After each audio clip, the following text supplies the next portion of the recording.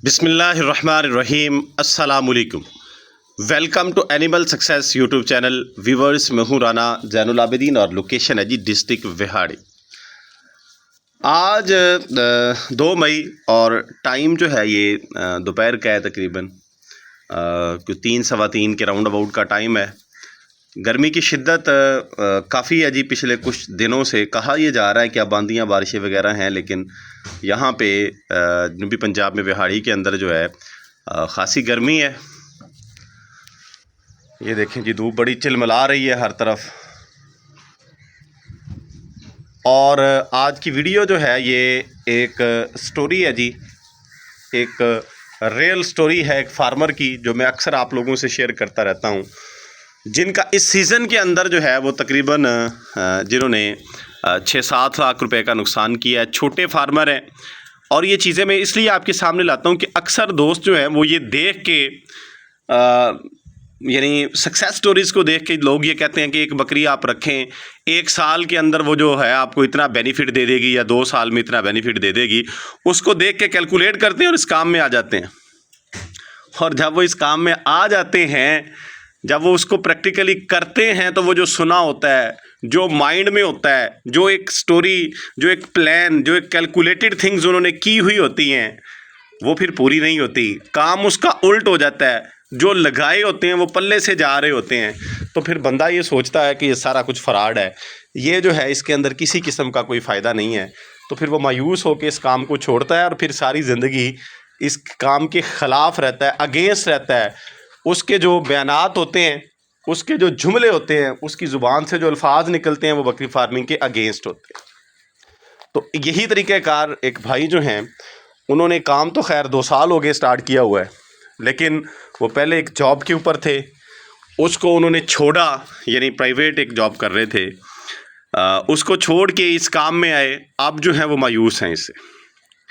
तो मैं उनके पास बैठा, उन्होंने जो अल्फाज ये बोले कि ये काम जो है ये हमारी समझ से तो बाहर है, इसमें तो नुकसान ही नुकसान है।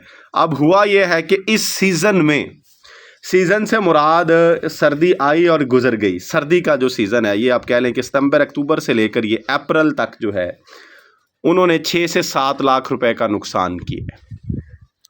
उसमें रिसेंटली जो नुकसान उनका हुआ, और इसमें जो है वो कह रहे हैं कि ज़्यादा बड़े जानवर एक्सपायर हुए हैं। छोटे बच्चे तो खैर वो कहते हैं कि पहले भी एक्सपायर हो जाते हैं, या मेरी केयर के अंदर कोई मसला है या कुछ भी होता है, वो 50% मेरे एक्सपायर होते रहे। लेकिन इस दफ़ा वो कह रहे हैं कि पिछले सीज़न की निस्बत इस दफ़ा बड़े जानवर बड़े एक्सपायर हुए हैं। और रिसेंटली बकरी, मतलब ये पिछले 2-4 दिनों के अंदर, हफ्ते के अंदर बकरी ने डिलीवर किया। सही सलामत बकरी थी, डिलीवर किया। 2 बच्चे थे, बच्चे भी नहीं बचे और वो बकरी खुद भी नहीं बची। हालांकि डिलीवर जो है वो बकरी ने अपने टाइम पे किया। एक जो प्रॉपर उसकी रूटीन होती है, जो प्रोसेस होता है डिलीवरी का, उसके मुताबिक उसने डिलीवर किया। डिलीवर करने के बाद जो है वो भी एक्सपायर हो गई विद इन 10 to 15 आवर्स, 10 से 15 घंटों के दौरान जो है। जेल का प्रोसेस भी उसका चला, यानी ये चीज़ें मैंने पूछी।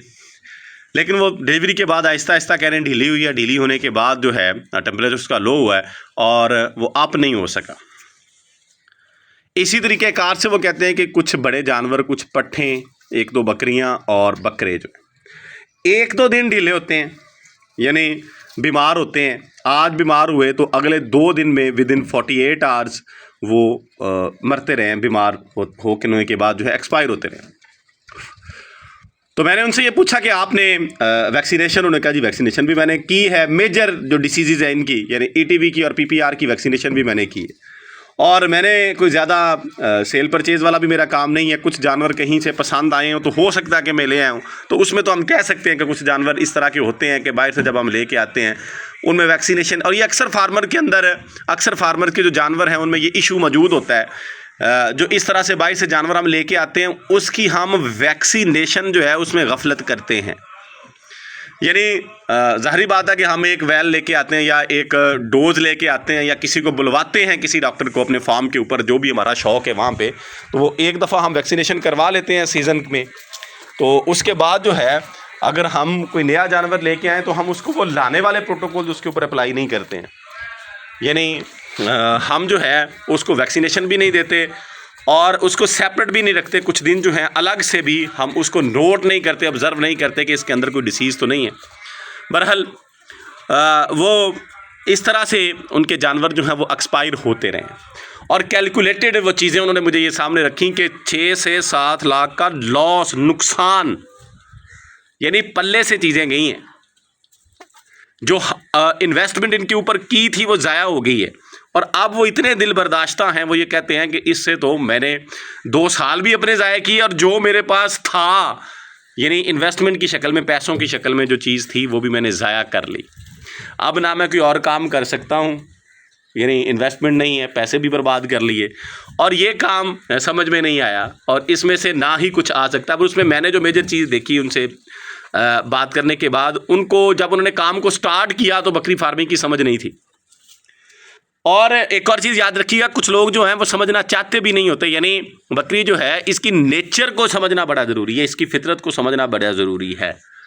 अब मुझसे कई दोस्त ये वीडियो देखते हैं, आप लोग भी देखते हैं, कमेंट सेक्शन में आप देखते होंगे कि कहते हैं कि जानवर कमज़ोर हैं, तो मुझे ये समझ नहीं आती कि वो क्या चाहते हैं। मतलब कहने का ये है कि आपने बकरी की फीड को समझना है कि किस टाइम पे हमने इसको क्या देना है, क्या खिलाना है और किस तरह की हमें जो है इसका बॉडी स्ट्रक्चर चाहिए उस टाइम के लिहाज से। अब ये बकरियां 2 दांत मेरे सामने खड़ी हैं जी, मैंने इनको क्रॉस नहीं करवाया, इसीलिए नहीं करवाया कि इनका बॉडी स्ट्रक्चर अब उस तरह का नहीं है, अभी मुझे नज़र आ रहा है। तो जब मैं इनको क्रॉस करवाऊंगा, इनसे क्रॉसिंग लूँगा, बच्चे लूँगा, तो इनका बॉडी स्कोर इससे कुछ अप हो जाएगा तो फिर लूँ। मेरा बात करने का मकसद ये है कि आप जब जानवर को देखते हैं, उसकी कंडीशन को देखते हैं, तो उसकी ये चीज़ें भी मद्देनज़र रखा करें कि ये किस सूरत हाल में है इस टाइम, ड्यूरिंग प्रेगनेंसी है, खाली जानवर है, ये क्या है।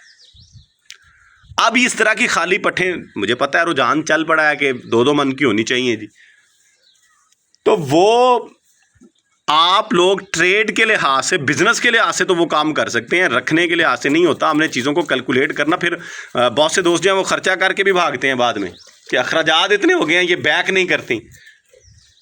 खैर एनी हो, जो टॉपिक था उसी पे रहते हैं। तो वो इतने दिल बर्दाश्त हैं कि वो ये कह रहे हैं कि मैं ये काम तो ना कर सकता हूँ, ना मैं करूँगा, मैं तो ये चाहता हूँ कि अब छोड़ के दोबारा अपनी पहली जॉब पे चला जाऊँ या कोई और जॉब मुझे मिल जाए, इससे मेरा छुटकारा हो जाए। ये काम इतना जो है उसने मुझे मायूस कर दिया है, बल्कि वो कहते हैं कि मुझे ज़ाया कर दिया, वेस्ट कर दिया, मेरा 2 साल का टाइम भी गया, इन्वेस्टमेंट भी गई, मुझे जो कुछ मेरे पास था ज़ीरो पे ला के खड़ा कर दिया। तो ये चीज़ें भी ज़हन में रखें। और इसमें एक और बहुत बड़ी गलती जो शौकीन हज़रात करते हैं, जो नए शौकीन हज़रात होते हैं, कि वो सारी इन्वेस्टमेंट ला के इसमें ठोक देते हैं, इसमें लगा देते हैं। ये काम नहीं करना चाहिए किसी भी काम में। मैं तो ये कहता हूँ कि अगर आपके पास कुछ मौजूद है तो यकदम उसे किसी एक काम में ना लगा दें, यानी थोड़ी इन्वेस्टमेंट लगाएं, 2-4 जानवर लें। अब उस भाई ने 20-25 जानवर इकट्ठे कर लिए और वो जब मरने पे आते हैं तो फिर ऐसा ही होता है। ये कुदरत का काम है कि ये जो सांस वाली चीज़ें होती हैं, जब ये एक्सपायर होने पे आती हैं, किसी किस्म की कोई बीमारी आती है, तो वो फिर वायरल डिसीज़ के अंदर इनका सर्वाइवल बड़ा नामुमकिन सा हो जाता है, ये ज़्यादा तादाद के अंदर मर जाते हैं। तो इसलिए अगर और भी कोई भाई इस तरह इस काम में आने का सोच रहा है, तो वो सारी इन्वेस्टमेंट, सारे पैसे उठा के इसमें ना लगाए, थोड़े जानवर रखें। और मैंने पहले भी एक वीडियो में कहा था कि परमानेंट इस काम को ना करें जब तक आप 100% एक्सपर्ट नहीं हो जाते, तब करें जब इसी में से इसके अखराजात को उठाना शुरू कर लें। अब इसके जवाब में बहुत से भाइयों के पास स्टोरीज़ होंगी, बड़े बड़े फार्मर्स की जो पाकिस्तान के अंदर लाखों बल्कि करोड़ों कमा रहे हैं, कि वो इस तरह से बकरी फार्मिंग करें तो ये हो रहे हैं। ये भी सोचें कि उनकी बकरियां अपने अखराजात उठा रही हैं, और या ये भी सोचें कि वो इनकी बिना के ऊपर उन्होंने साथ बिजनेस स्टार्ट किए हुए हैं, वो फीड सेल कर रहे हैं, वो मेडिसिन सेल कर रहे हैं, वो इनसे रिलेटेड चीज़ें सेल कर रहे हैं, आपको दिखा के, हमें दिखा के वो ये काम कर रहे हैं। उन्होंने अपना एक बिजनेस सेट किया हुआ है, वो इन्हीं बकरियों में से अर्निंग इस तरीक़ेकार से हो रही है। इनके दूध को सेल किया जा रहा है वो इतनी तादाद में। हम 5-10 जानवरों के अंदर वो प्रोटोकॉल अप्लाई नहीं कर सकते बिजनेस पॉइंट ऑफ व्यू से। तो खैर मेरा मशवरा यही है, मेरा ओपिनियन यही है कि इस काम को जो है आप यकदम यानी स्टार्ट करते इसके ऊपर सारे डिपेंडेंट ना हो, वरना ये आपको ज़ाया कर देगा। दुआ में याद रखिएगा। फ़ी अमानिल्लाह, अल्लाह हाफ़िज़।